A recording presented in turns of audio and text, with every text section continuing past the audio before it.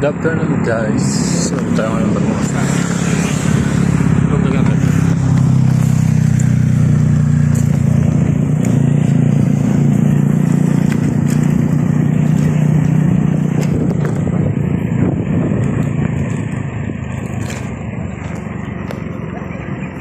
Training lang ulit. Target ko is 40 kilometers lang for today. Kasama na COVID sa pupunta dito.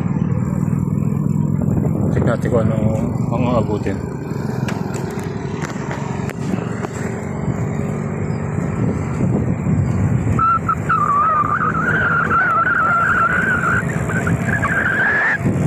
Downhill tayo ngayon. Kaya medyo mabilis.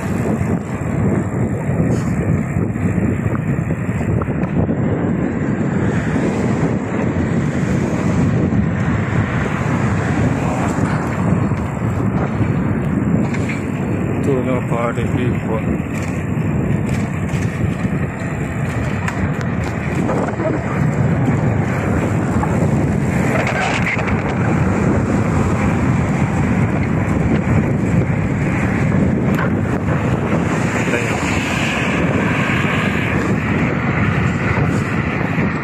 Bagay ang pitik natin eh. Pagod tayo, pagod.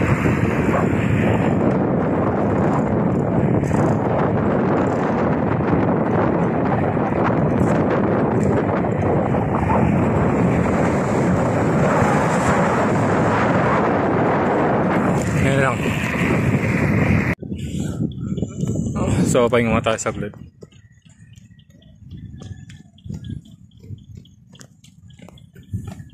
Ako 23 kilometers tayo.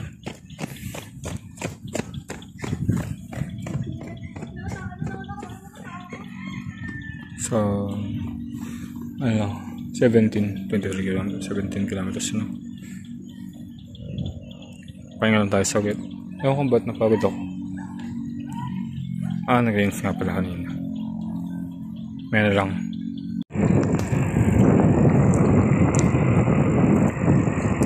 Uwi na tayo guys.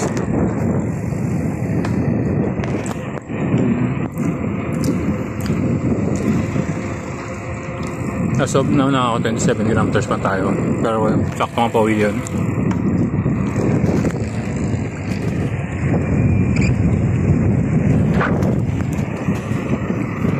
Bilada ng bus tayo.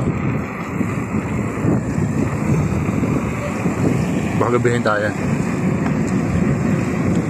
Kailangan din natin magpahinga.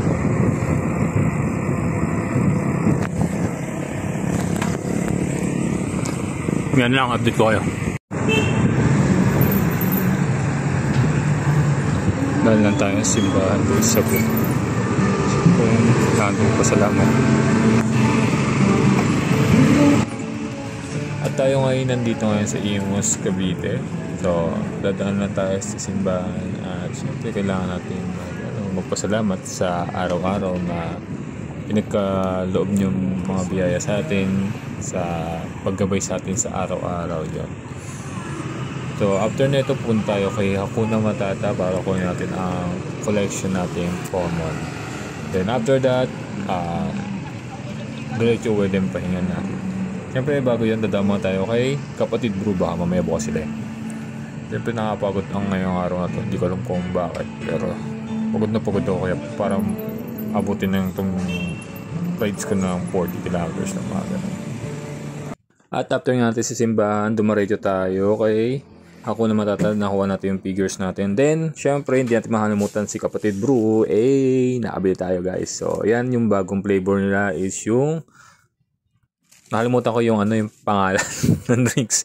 So, tag ko na sa susunod.